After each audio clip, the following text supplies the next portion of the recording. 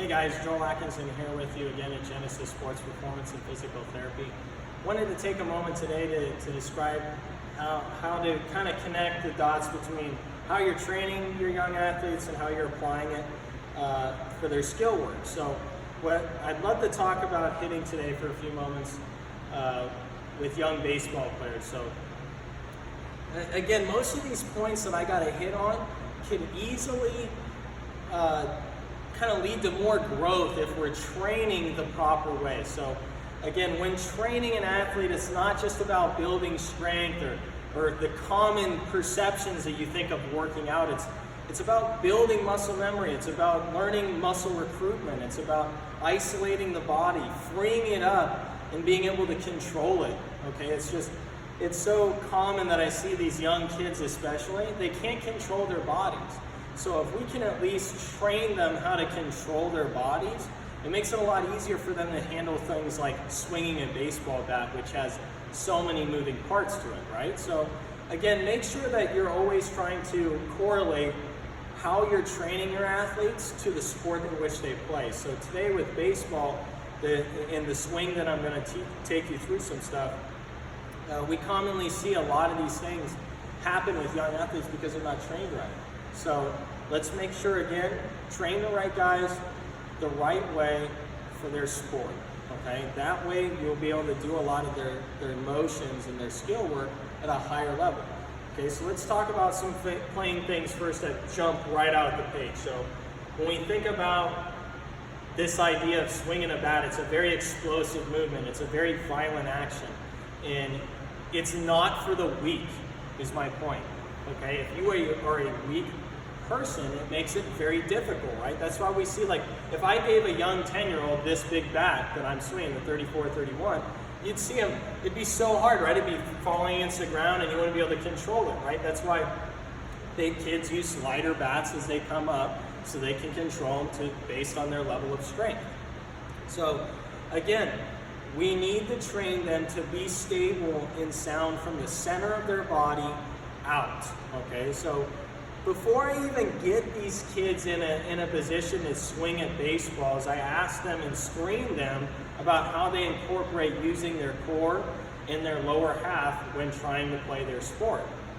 And almost every time they have faults in both of those categories, especially from the center of them.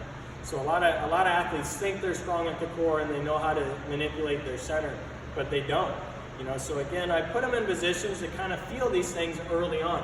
So honestly, with young hitters, most of the time I start with a lot of dry work. What I mean by dry work is we're not actually going to hit and make contact with the ball.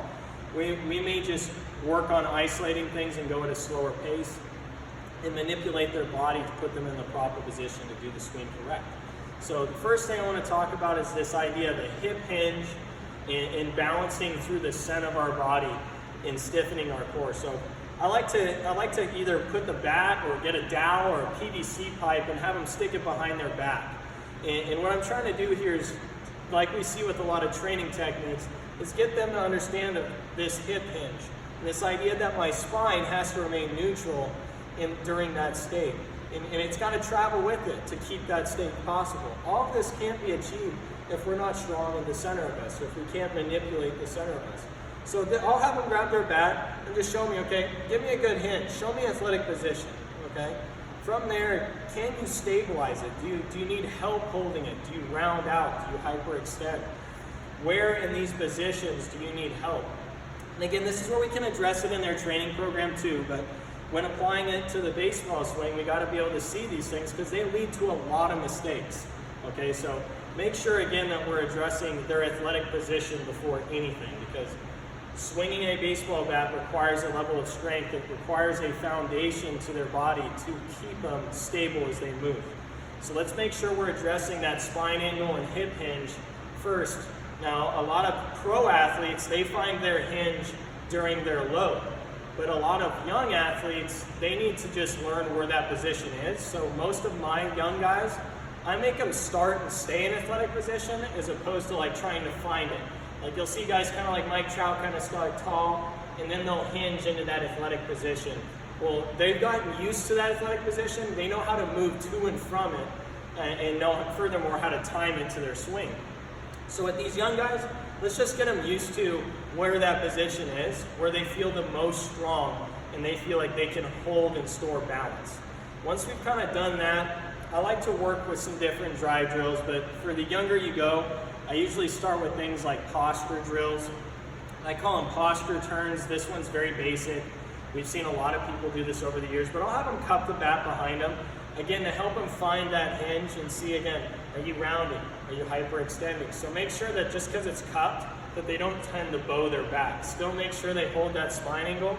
But now what we're trying to do is see if they can keep that angle about them as they rotate their hips.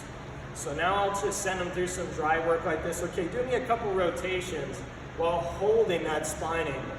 Okay, you know, oftentimes you'll see them, they'll fall from there. They'll either lunge into it, they'll round out and have poor turn. They'll come up out of their hips. They'll do a lot of funky things. And now we can address those fundamental flaws before we have them take swings off the tee, because the worst thing you can do is have your athlete take more bad swings off the tee. So it's funny, like you'll see a lot of coaches say, hey, take a couple of swings for me. Okay, well, I'm against that. I like to put them in these positions first because I don't want them taking more bad swings than they already are doing. So again, this is with the younger I go, and we'll commonly see it change as the athlete gets bigger, stronger, and smarter. But again, address those fundamentals. Can he hold his angle, his athletic position while rotating? And then furthermore, can he manipulate it based on pitch height? And so this is where I'll maybe hold an object or a ball and say, what if the ball is coming at this angle? How are you going to approach it? What if the ball is coming at this angle? How are you going to approach it? You know, and what if it's outside versus inside?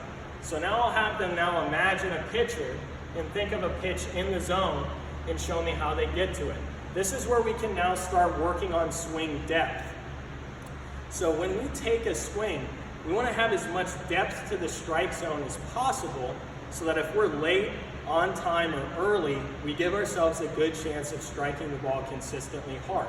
So again, none of these can be addressed properly if the spine angle doesn't remain consistent and if the upper half and lower half do not work together while turning the bat to the contact position. So that's why I like the posture turns, is you can manipulate them. Okay, show me a really low pitch. Okay, well, how am I going to go low in the zone?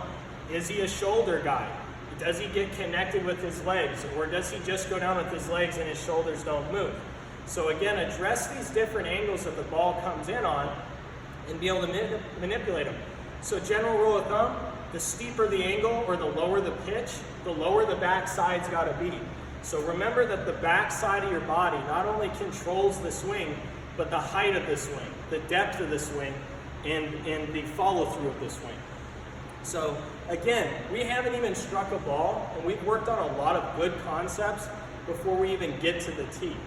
So now we kind of understand, okay, yeah, my swing depends on the position of my body and how well I can control my body. So now kind of moving from there, now we can kind of get to the tee.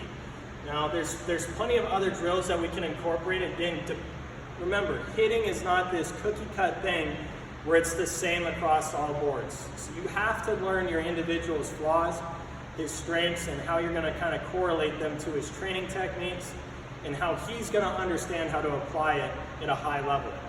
So again, there's no right or wrong way to necessarily swing a bat, but you have to understand some of these fundamental aspects so that you can manipulate them later into what you think will work best for you consistently. So now you can apply things like barrel throws, you know, whether it's a wooden stick or a dowel, have them throw it in the direction, work on the connection of the upper and lower half. You can do tossing drills where they have to catch the ball and work on that contact position. You can do a lot of dry work without even getting to the tee, you know, and then I'll say, okay, let's take a couple of dry swings. Let's just practice some swings with some of those basic concepts we've ironed out. And I'll tell them, okay, visualize it outside, visualize it low and outside, visualize it high and inside. And how would your hands, how would the angle of your body change to hit those balls well? And then we'll start by isolating now the two halves. So when it comes to now incorporating the tee, again, millions of drills I can show you guys, but some common drills I use with young kids, we'll start with by using, how do we release the barrel without the legs, okay? So a lot of kids, they get these bad habits because they swing with just their arms early in their lives.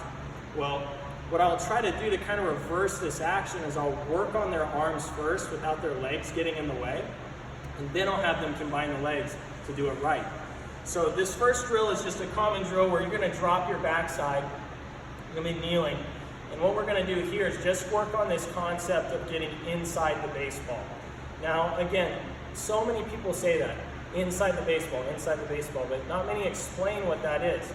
For me, what it feels like to me is that when my barrel starts coming down my shoulder, my elbow comes into what I call the slot, and my front elbow slightly rises. And again, this depends on the pitch height and location, but for a general rule of thumb, we want to make sure that the barrel stays close to our shoulder on its original descent to the ball.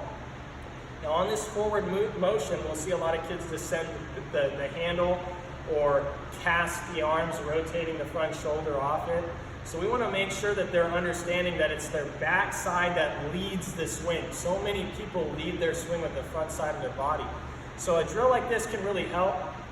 You can slow it down even more after this and do some solo hand drills where they're just working one arm. And you can do that from the kneeling position too, but make sure that when doing some of these drills, if your athlete's especially weak, give them a smaller bat to work with. That way they can kind of easily manipulate and control their hands and arms while swinging. But again, we're trying to isolate the arm's motion on their first action. So I'll have my athletes just kind of feel what it's like to load, whether they separate their hands or load or if they just set the barrel. I'll have them feel that motion and then feel that elbow action and look at the barrel handle and say, okay, is it dragging this way, kind of next to my shoulder? Is it going away from me back? Is it going out away from me this way? Or what? So then now we kind of feel it a couple times, then we do some slow-mos, kind of feeling it. Again, keeping the eyes behind contact and the front or top hand palm up through contact. So with the second half of this drill, and the whole point is to get that depth to the strike zone. I want to be on the ball's path as early as possible so that if I'm late, on time, or early with my timing, I'm going to strike the ball still and improve my contact, put the ball in play. So a lot of kids, they're swinging and missing early in their lives a lot because they're not having depth to their swing. They're not in a position where if they mistime it, they can still strike it. So that's why this barrel descension, feeling the elbow early, allows them to level the bat out sooner. So now that they can apply the blow sooner. So now you see it, when I approach this pitch, I'm almost on its level back here. So now when I deliver the barrel, if I'm late, on time, or early, I'm still on its path. So now I can strike the ball. So to help them feel this a little bit, especially in the direction of which they want to hit the ball, now we have to learn how to extend the barrel. How do we throw the barrel towards where the ball is pitched? So once we've identified where the ball is going, so in an isolation drill like this, we pre-set it up, and when working on the tee, you have to understand contact points. Because if you don't get the concept of contact points, then you won't time the ball correctly when working on it later. So, general rule of thumb, if the ball's further away from you, place it deeper on the tee. If it's closer to me, place it further out in front of my stride foot. So I'm working on a knee here. I want to make sure that if I'm on this first one, I got it away. So I'm going to make sure it's inside my knee, simulating that I would let the ball travel more. And then the second part of that is now staying on it and releasing the barrel towards where I'm trying to hit the ball. So now I'm going to send that energy in the direction I'm trying to hit it. So from here, like for me right now, I got a heavier bat, so I'll choke up. I'll feel some of my loads, kind of nice and slow, kind of feeling that action. And then I'll feel a couple of swings. Not bad, right? So I kind of top that one, right? So again, this is where the cues come in. Okay, why did I top it? I kind of came down at the ball. So my next swing, I should try to counterbalance a little bit and kind of come more underneath it and come through and try to go through. A little better there. Extension was poor. You can see I didn't really get the barrel to release. But now I kind of feel it a little bit, kind of relax, focus. And now I hit the ball a little bit more firmer, a little bit more on its path. After working on each contact point, then kind of graduate from there, kind of shake it out a little bit, go, okay, now we got to get this concept of using the legs and the upper half together. Okay, so with young kids, again, they have a tough time finding that athletic position that allows them to control their lower half. So what I'll typically do is I'll put them in what I call a no stride drill. In a no stride drill, what we're saying is that we've already strode to the ball. So we're in the position where we landed and we feel most athletic. So we can provide a blow into the ball and use all our body's momentum and force at the point of contact. So find that position, practice a couple of strides, get them in that good spot. And then what you want to practice from here now is feeling the weight shift and how it allows you to control the turning mechanism of your body so that you can hit the ball well. Again, no strides are a very simple drill, not a very sexy one, right? Because there's not a whole lot of movement going on. But again, for a young hitter, really good, especially when identifying, okay, this is where I gotta be at contact. This is how I gotta be to control my body. And again, change the level of the pitch so they have to work on different angles and planes.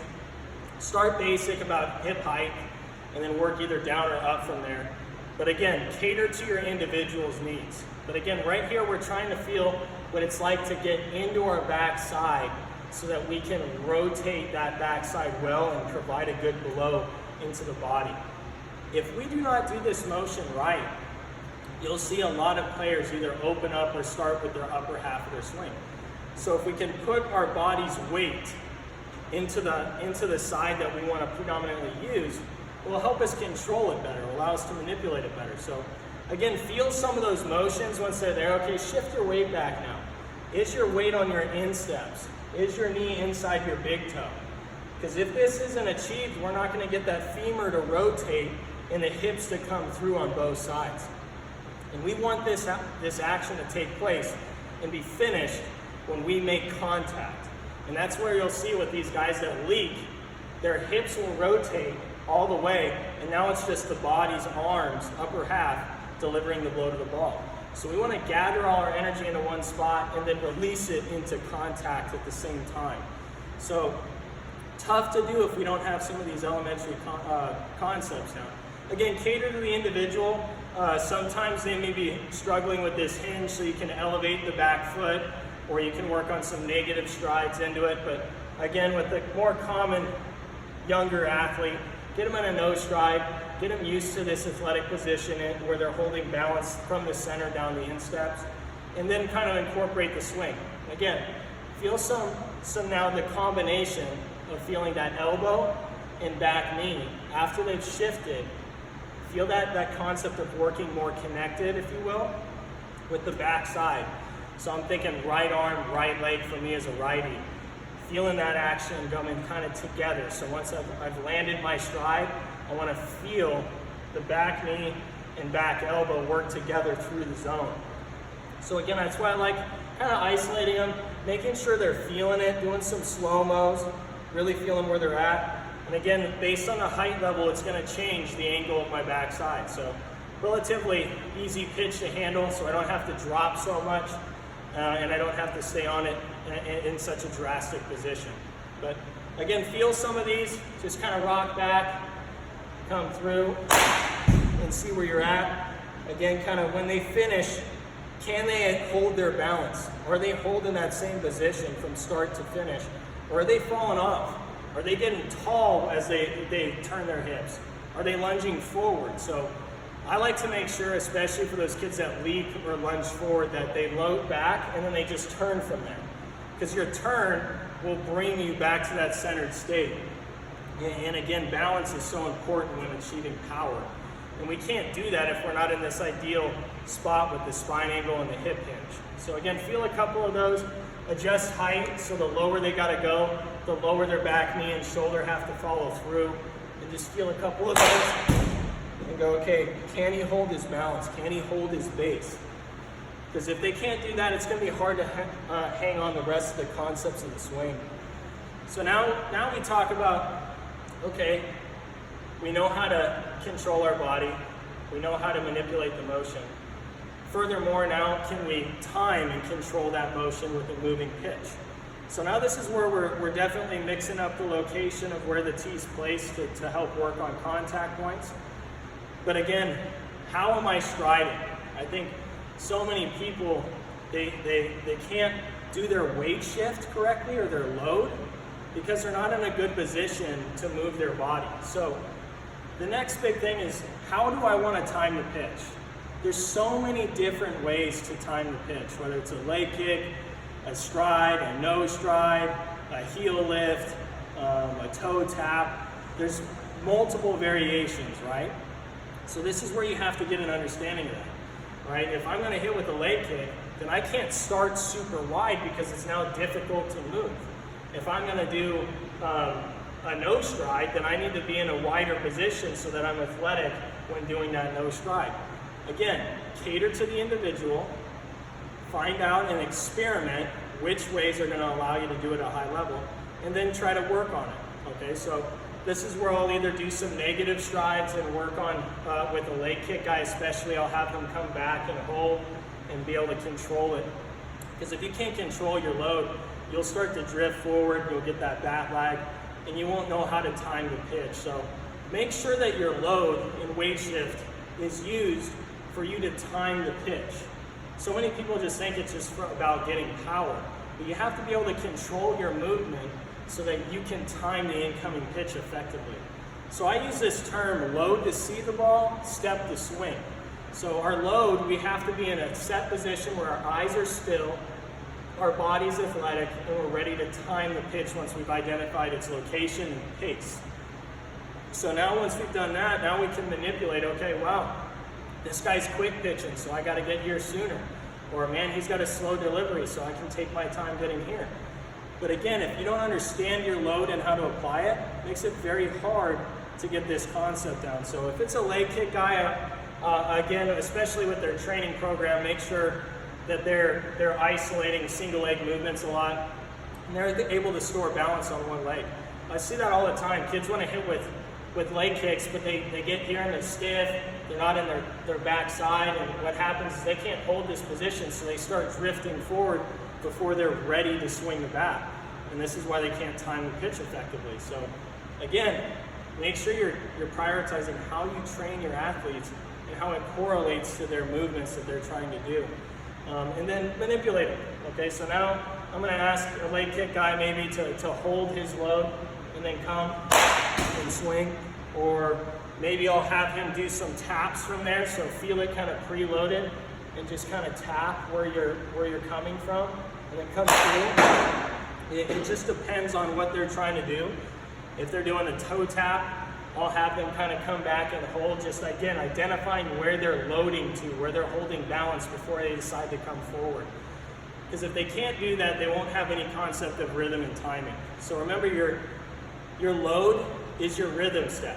It's just allowing you to be in rhythm with the pitcher's sequence and what pitch you're expecting, so you can come forward and time that forward stride and that forward move to the ball effectively, consistently. So with that being said, manipulate that. Again, with young athletes especially, experiment, get them to talk to you, converse about it. Because a lot of times here we're seeing that they can hear what you're saying, they kind of get what you're saying, but they have a tough time applying it. So make sure you're either using video feedback or you're allowing them to at least speak about what they're learning. So again, we're engraving these concepts in them. But again, there's no just by the book way to hit, right? There's so many ways to teach a kid how to hit. You kind of got to experiment with how they know how to use their body, how they train their body, and how they can control it so that it can consistently do the motions they want to do and what they want to achieve. After that, it's a lot easier to teach the strategy, the approach of the game, which is the stuff that most elite hitters have to kind of dwindle on, right? Now, once we got these fundamentals down, now we can dive into that stuff that's more difficult to understand in terms of the mental side of the game. But if we're not in a good position, it makes it really hard to apply our mental side of the game. So again, some basic stuff again today, guys. I'll be posting lots of these videos. Feel free to give me any content that you may think is useful, or if you need some help, feel free to reach out. But always check out our YouTube channel. We'll have plenty of good videos there, whether it's training side, or skill side.